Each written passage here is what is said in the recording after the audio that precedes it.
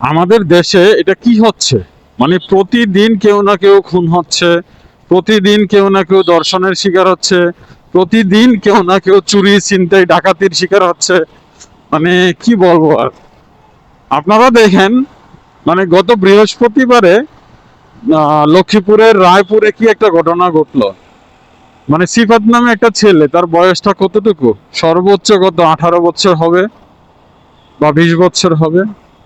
মানে সে কাজে গেছে, মানে কাজে যাওয়ার পরে এসে দেখে তার মা, 3 বোন দুনিয়াতে নেই। মানে সে কি জানতো? মানে সে কাজে যাওয়ার আগে জানতো এটা যে সে কিছুক্ষণ পরেই মানে তার মা, 3 বোনকে সে আর কোনো দিন দেখতে পারবে না। একটা নির্মম হত্যাকারী কিভাবে তার মা বোনদেরকে হত্যা করলো, মানে এটা চিন্তা করা যায়? মানে সে কখনো মানে এই জিনিসটা কোনো চিন্তা করে কোনো উপায় বের করতে পারবে যে কেন তার মাকে বোনদেরকে হত্যা করলো? মানে একটা ছেলে, আমরা যেরকম দেখতে পেলাম মানে বিভিন্ন সংবাদ মাধ্যমে, যে একটা ছেলে মানে 4জন মানুষকে কিভাবে কুপিয়ে জখম করে হত্যা করলো লক্ষ্মীপুরের রায়পুরে। মানে যেরকম নিউজ দেখতেছি, যে ছেলেটা হত্যা করছে তাকে তো মানে জনগণ গণপিটুনি দিয়ে মানে তাকেও মেরে ফেলছে। এটা একদম বিচারটার সাথে সাথে হয়ে গেছে। আসলে আপনি দেখেন যে একবার মানে সিফাতকে নিজের জায়গায় কল্পনা করে দেখেন আপনারা, মানে কিরকম লাগে।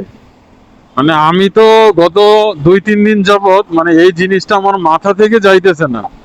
মানে প্রতিনিয়তই কতক্ষণ পর পর আমার এই জিনিসটা মনে পড়ে আর নিজের কাছে অনেক খারাপ লাগে। মানে কিভাবে সম্ভব এই ছেলেটা বাকিটা জীবন কিভাবে কাটাবে? আসলে আমাদের বাংলাদেশে মানে যে আইন রয়েছে, মানে এটা কি ধরনের আইন রে ভাই? মানে আপনি দেখেন বাহিরের কান্ট্রি গুলোতে মানে তাদের আইনের প্রয়োগ কি? মানে কোনো একটা অঘটন ঘটলে, কোনো একটা অকারেন্স হলে মানে সাথে সাথে অ্যাকশন, সাথে সাথে এটার বিচার হয় খুব দ্রুতই। আর বাংলাদেশে চুরি ছিনতাই ডাকাতি খুন, আপনার ধর্ষণের মানে কোনো বিচার নেই, কোনো বিচার নেই। এই যে আপনি ধরেন সিফাতের বাবা মা, সিফাতের মায়ের হত্যাকারী বা বোনদের হত্যাকারী কি বাংলাদেশের সাধারণ মানুষ যেভাবে সাথে সাথে ধরে গণপিটুনি দিয়ে মেরে ফেলছে। মানে বাংলাদেশের প্রতিটা অকারেন্স যখন হয় তখন আসলে উচিত মানে এরকম সাধারণ মানুষের বিচার করে লওয়া উচিত, নাইলে বাংলাদেশের আইনে কখনো তাদের বিচার হবে না। মানে দেখেন একটা ফ্যামিলি, মানে সিফাতের মা তার স্বামীকে বা সিফাত তার বাবাকে বা সিফাতের বোনেরা যারা আছে তারা তাদের বাবাকে 19 সালে হারিয়েছে। মানে তার বাবা ছিল ফেরিওয়ালা, ফেরিতে করে হাড়ি পাতিল বিক্রি করতো। তো হাড়ি পাতিল বিক্রি করতে সময় যাওয়ার সময় বা বিক্রি করা অবস্থায় যে কোনো কারণে বিদ্যুৎ স্পৃষ্ট হয়ে মানে তার বাবা মারা যায় সে 19 সালে। তো সে 19 সালের পর থেকে একটা মায়ের কতটা ত্যাগ, কতটা মানে কষ্ট হয় যখন এই 4টা ছেলে সন্তান মানুষ করে। আপনি দেখেন, আমি যেরকম শুনতে পেলাম যে সবগুলোই মানে সিফাতের যে ভাই, সিফাতের যে বোনরা আছে, মানে তারা সিফাত এবং সিফাতের বোনেরা সবাই কিন্তু অনেক মেধাবী ছিল। মানে যেরকম জানতে পারলাম সিফাতের বড় বোন নাকি ঢাকা ইউনিভার্সিটির স্টুডেন্ট। তা আপনি চিন্তা করেন ঢাকা ইউনিভার্সিটির স্টুডেন্ট হতে হলে মানে কিরকম মেধাবী হওয়া লাগে, কত স্ট্রাগল করতে হয়, মানে চিন্তাও করতে পারবেন না। প্রতিটা স্টুডেন্টই জানে যে ঢাকা ইউনিভার্সিটিতে চান্স পেতে হলে কতটা মেধাবী হওয়া লাগে, কতটা পড়াশোনা করা লাগে, বা এর পিছনে বাবা মায়ের কতটা স্ট্রাগল করা লাগে। তো আপনি চিন্তা করেন বাবা ছাড়া মা তার মেয়েকে ঢাকা ইউনিভার্সিটির মতো একটা ইউনিভার্সিটিতে মানে অ্যাডমিশন নেওয়া হয়েছে। তাহলে এবার চিন্তা করেন সেই মেয়েটাকে পর্যন্ত কুপিয়ে হত্যা করা হয়েছে। কি বলবো, এই মানুষ নামের যেগুলো আছে মানে কিছু বলার নেই আসলে।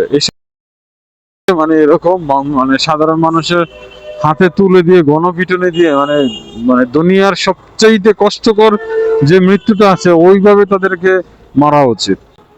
আমি মানে গত বৃহস্পতিবারে এই ঘটনাটা শোনার পরে মানে এখনো পর্যন্ত এই ঘটনাটা আমার মাথা থেকে যাচ্ছে না।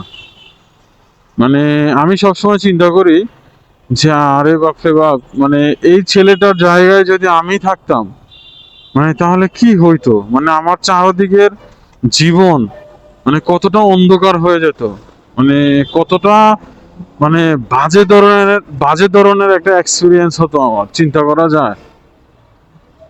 আল্লাহ মাফ করুক সবাইকে, সবাইকে আল্লাহ হেফাজত করুক। আসলে বাংলাদেশের আইন কোনো আইনই না, মানে যে কোনো অপরাধের কোনো বিচার হয় না। আর এই কারণেই হচ্ছে অপরাধীরা মানে আরো অপরাধ করতে উৎসাহ পায়। মানে যদি বাংলাদেশের আইনে অপরাধ যারা করে মানে সাথে সাথে অ্যাকশন, সাথে সাথে বিচার হইতো, বা 7 কর্মদিবসের মধ্যে বিচারের রায় হতো এবং সে বিচার কার্যকর হতো, তাহলে প্রতিটা অপরাধকারীর মনে একটা ভয় থাকতো, তারা অপরাধ করার আগে চিন্তা করত। কিন্তু না, এখন সেটা বাংলাদেশে হবে না। বাংলাদেশে এগুলো হবে না, হয় নাই, আর কখনো হবেও না। অপরাধীরা সবসময় পার পেয়ে যায়। প্রতিদিন মানে বাংলাদেশে প্রতিদিন কোনো না কোনো ঘটনা হচ্ছে, মানে খুব বাজে ধরনের ঘটনা ঘটে। ছোট ছোট বাচ্চাদেরকে রেপ করা হয়, মানে কি একটা অবস্থা। আপনারা চিন্তা করেন, এই যে কয়েকদিন আগে যে একটা ঘটনা ঘটলো একটা মেয়ের, মানে মেয়ের সাথে, ছোট্ট বাচ্চা মেয়ের সাথে, সেই বাচ্চা মেয়েটা কতটা মানে বড় ছিল বলেন, কতটুকু তার বয়স ছিল। হাজবেন্ড স্ত্রীকে ঘরে রাখা অবস্থায় বাচ্চাটাকে দর্শন করলো, বাচ্চাটাকে টুকরো করলো, 2 টুকরা করলো। মানে কি এগুলা, মানুষের বিবেক বুদ্ধি, মানুষের চিন্তা ভাবনা কি হচ্ছে দিন দিন। মানে আমরা কিন্তু সৃষ্টির সেরা জীব, আর আমরা এই সৃষ্টির সেরা জীব হিসেবে মানে আমরা কি করতেছি আমার জানা নেই আসলে। আমরা মানুষরা মানুষ হিসেবে আসলে কতটুকু মানে কতটুকু মানুষ হতে পেরেছি আমরা। মাঝে মধ্যে খবরের চ্যানেলে আমরা দেখতে পাই, বা বিভিন্ন গণমাধ্যমে ফেসবুকে দেখতে পাই, যে বড় বড় শিক্ষিত লোকেরা মানে ঘরের কাজের বুয়াদের সাথে বা ঘরের যারা কাজ করে ওদের সাথে কিরকম আচার ব্যবহার করে, ওদেরকে কতটা অত্যাচার করে। আবার অনেক শিক্ষিত লোকেরা তাদের বাবা মায়ের মানে প্রতি কতটা অবহেলা করে। এই যে দেখেন না, কয়েকদিন আগে দেখতে পেলাম মা 7 দিন যাবৎ মরে একটা রুমের মধ্যে পড়ে আছে, মানে লাশটা পচে গলে গেছে, তারপরেও ছেলে সন্তানরা খোঁজ খবর নেয় নাই।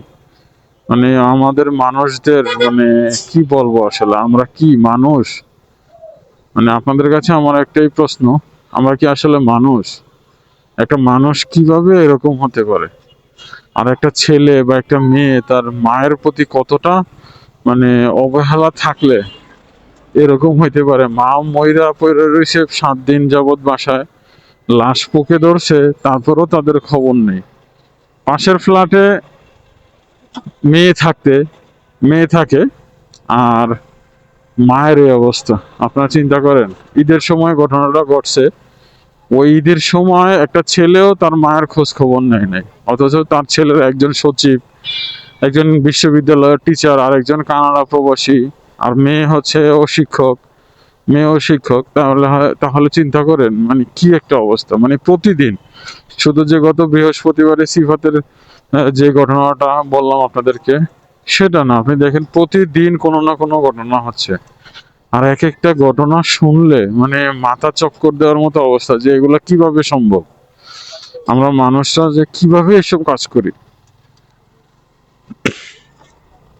আপনি চিন্তা করেন, মানে আমরা যখন মারা যাব, কাল হাসরের ময়দানে যখন আল্লাহ রাব্বুল আলামিনের বিচারের সম্মুখীন হব, তখন আল্লাহ রাব্বুল আলামিনকে আমরা কি জবাব দিব? মানে চিন্তা করেন একবার, আপনার আমার কাছে কোনো জবাব আছে বলেন?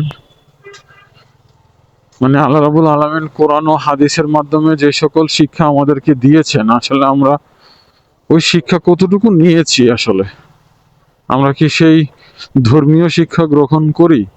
আসলে আমি বলবো, আপনারা যারা বাবা মা আছেন, আপনাদের ছেলে সন্তানদেরকে অবশ্যই ধর্মীয় শিক্ষায় শিক্ষিত করবেন। ভাই আসলে ধরেন ইংলিশ মিডিয়াম, এটা সেটা, অমুক জায়গা, অমুক মানে সেমুক ভালো স্কুল, অমুক ভালো বিশ্ববিদ্যালয়ে পড়ে কোনো লাভ নাই যদি ধর্মীয় শিক্ষায় শিক্ষিত না করতে পারেন। ধর্মীয় শিক্ষায় শিক্ষিত করতে পারলে একমাত্র আপনার ছেলে সন্তানের মনের মধ্যে মানে আল্লাহভীতি থাকবে। যাই হোক, এতক্ষণ যাবৎ আপনাদের সাথে অনেক কথাই বললাম। তো আসলে আমি আমার জায়গা থেকে মানে আসলে কয়েকদিন যাবৎ খুব মানে মানসিক প্যারার মধ্যে আছি। মানে প্রতিদিন কিছু না কিছু মানে দেখতে পাই, কোনো না কোনো সংবাদ চোখের সামনে আসে, কোনো না কোনো মানে এরকম খুন, ধর্ষণ বা শিশু হত্যা, মানে কত কি দেখতে পাই। আসলে এগুলো দেখতে দেখতে আসলে আমাদের মানসিক অবস্থা খারাপ হয়ে যাচ্ছে। সো সবাই আসলে সবার জায়গা থেকে সেফ থাকার চেষ্টা করবেন, আর নিজেদের ছেলে সন্তানদেরকে একটু সেফে রাখার চেষ্টা করবেন। এই তো, এতক্ষণ যারা ধৈর্য সহকারে আমার ভিডিওটি দেখলেন, আসলে ভিডিওর মধ্যে যদি আমি কোনো খারাপ কিছু বলে থাকি আমাকে ক্ষমার দৃষ্টিতে দেখবেন। আর যদি আপনাদের কাছে ভিডিওটা ভালো লাগে অবশ্যই আমার চ্যানেলটি সাবস্ক্রাইব করবেন এবং ভিডিওটিতে একটি লাইক দিবেন এবং কমেন্ট করে আপনাদের মতামত জানাবেন। সো সবাই ভালো থাকবেন। আল্লাহ হাফেজ। আসসালামু আলাইকুম।